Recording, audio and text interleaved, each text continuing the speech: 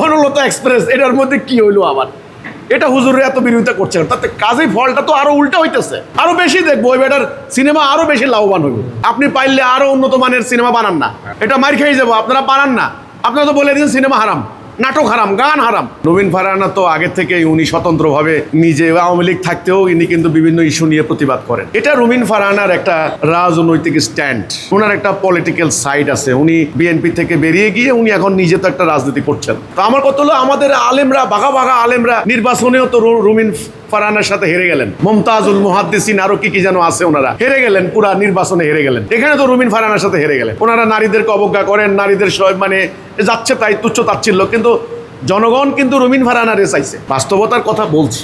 এখন ওনারা রুমিন ফারহানার বিরুদ্ধে লাগছেন খামোখা। কেন খামোখা এই ধরনের সময় নষ্ট করছেন, শ্রম নষ্ট করছেন, মেধা নষ্ট করছেন? মাদ্রাসার কতগুলি স্টুডেন্ট আছে, এদেরকে একত্রিত করে খায় দেয়া কাম নাই, একদিকে বাইর করে দেন। আমার কথা এখানে, আপনারা, আমি আবারও বলি, আপনারা আসল কাম করেন। সেটা কি পারেন তো নিজেরা তাওহীদের উপরে জাতিকে ঐক্যবদ্ধ করেন।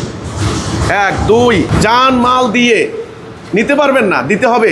মানবতার কল্যাণে দিন কায়েম করেন। রুমিন ফারহানার পিছনে লাগা লাগবে না। এখন কি হচ্ছে ঘটনাটা আপনি বলেন তো? মিডিয়াগুলি, আন্তর্জাতিক মিডিয়া বলেন, জাতীয় মিডিয়া বলেন, সুশীল সমাজ বলেন, মানে সিভিল সোসাইটি বলেন, ভিন্ন ধর্মের লোকেরা বলেন, সবাই মিলে, সেকুলার বলেন, জাতীয়তাবাদী বলেন, সবাই কিন্তু তলে তলে রুমিন ফারহানারে সাপোর্ট করবে। ফলাফল কি হয়েছে?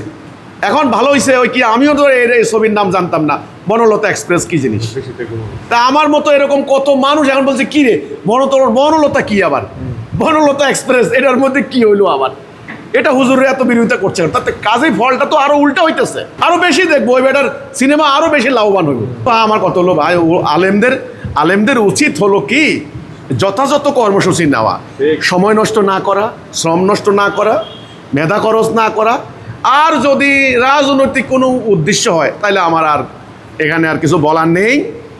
রাসূলুল্লাহ যেই তরিকাতে দিন কায়েম করেছেন, যদি ওনারা পারেন সেই তরিকা আগাইতে চান, আর যদি ওটা অশ্লীল হয়, রাষ্ট্র অনুমোদন দিয়েছে, ওই যে রাষ্ট্রের সেন্সর বোর্ড, ওরা বলছে যে ওকে ওরা চালাও, রাষ্ট্রকে ওরা ট্যাক্স দিচ্ছে। আপনি পাইলে আরো উন্নত মানের সিনেমা বানান না, এটা মার খেয়ে যাবো। আপনারা বানান না, আপনারা তো বলে দিয়েছেন সিনেমা হারাম, নাটক হারাম, গান হারাম। ওই যে আপনাদের কাওমি মাদ্রাসার এক ভদ্রলোক কবি মুহিব খান, জাগ্রত কবি, এই ছেলেটা খুব দারুণ গান গায়। এখন ওকে বেচারা একটা মাত্র সবেদন নীলমণি উঠে আসছিল, ফতুয়া মারতে মারতে ব্যাটার জীবনটা শেষ করে দিয়েছে। এগুলো কি? তা আপনারা তো শিল্প সাহিত্য সংস্কৃতির পথ রুদ্ধ করছেন। আপনারা শুদ্ধ সংস্কৃতির সামনে নিয়ে এগিয়ে যান না যদি আপনাদের হেডম থাকে। তো কাজে আমি মনে করি ভাই, এই ধরনের বাধা দিয়ে প্রতিবাদ করে এই ধরনের সিনেমা আমরা দেখছি। একবার সাইদি হুজুর ওই সোনাইমণি সিনেমা হলের বিরুদ্ধে, রুস্তম কোম্পানির সিনেমা হল, যারা সোনাইমণির লোক আপনারা জানেন, ওরে বাপরে, হাই স্কুল ময়দানে বিশাল মাহফিল, আমরাও গেছি তখন। সাইদি হুজুর ঘন্টার পর ঘন্টা কি উত্তেজিত বক্তব্য, সিনেমা হইতে দেওয়া যাবে না সোনাইমণিতে রুস্তম কোম্পানির।